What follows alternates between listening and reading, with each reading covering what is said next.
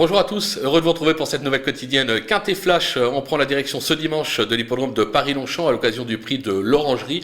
On va évoluer sur 1300 mètres, ce sera sur la nouvelle piste, 16 partants et un lot assez complexe à décrypter, mais on va faire le job. Et on va tout de suite poser les bases avec le numéro 9, Elusive Foot, qu'on connaît parfaitement, qui affiche 3 sur 4 dans cette catégorie et notamment une récente deuxième place sur le parcours du jour. Il cherche sa course, je pense qu'il devrait pouvoir trouver son jour ce dimanche. Attention avec le numéro 2, Simply Striking. Sa récente fin de course n'est pas passée inaperçue, sa forme est sûre. Si le terrain reste tout juste souple, il a tout à fait son mot à dire pour la victoire, tout comme l'As Dark American qu'on attend depuis un moment sur la plus haute marche du podium. Maintenant, c'est un cheval qui compte déjà 2 victoires et 8 accessites en 20 tentatives dans cette catégorie. S'il n'est pas trop loin durant le parcours, il peut finir très vite et s'imposer. A noter que Christophe Soumillon, qui sera son pilote, s'est classé à l'arrivée des 3 dernières éditions de ce prix de l'Orangerie.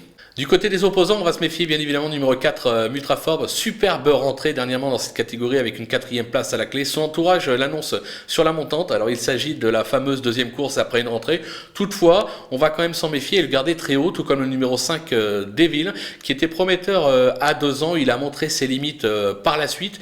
Il vient d'échouer à ce niveau, mais attention, il sera beaucoup mieux sur la distance du jour. On va le racheter. Le numéro 10, Touashk, qui reste inconstant, mais qui se plaît sur cette piste. La distance et dans ses cordes, l'engagement plutôt favorable, lui aussi peut brouiller les pistes. Du côté du coup de poker, attention avec le 16, J'aurais dû, un cheval que j'aime tout particulièrement, sa forme est sûre comme en atteste sa dernière tentative. C'est un cheval qui s'est déjà bien comporté sur ce parcours, il est plutôt bien placé sur l'échelle des poids.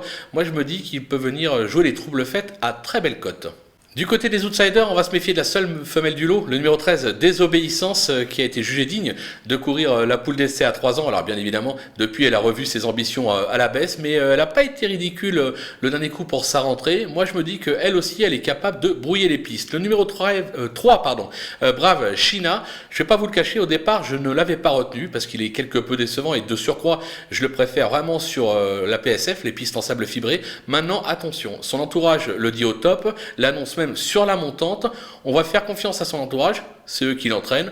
Donc moi je m'en méfie, je vais quand même le glisser en bout de piste, tout comme le numéro 15, Léonio, qui a triomphé lors de son unique tentative sur ce parcours, mais c'était à réclamer. Là il monte d'un échelon radicalement, mais je me dis que la forme aidant, il peut pourquoi pas lui aussi accrocher une 4-5e place, tout comme le numéro 6, Barakatel, qui s'est déjà placé à ce niveau, mais qui reste des plus inconstants.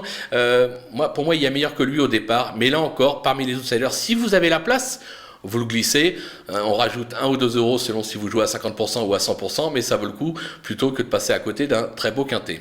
Comme souvent, il faut faire des choix, il y a des délaissés, on va commencer par le 7, Buridan, qui a surtout fait ses preuves sur les parcours de vitesse depuis ses débuts, notamment en Angleterre. En France, il semble plutôt à l'aise sur le sable, moi je l'écarte. Le numéro 8, Faithfully Man, qui est un vrai spécialiste de la PSF, comme l'atteste son récent succès.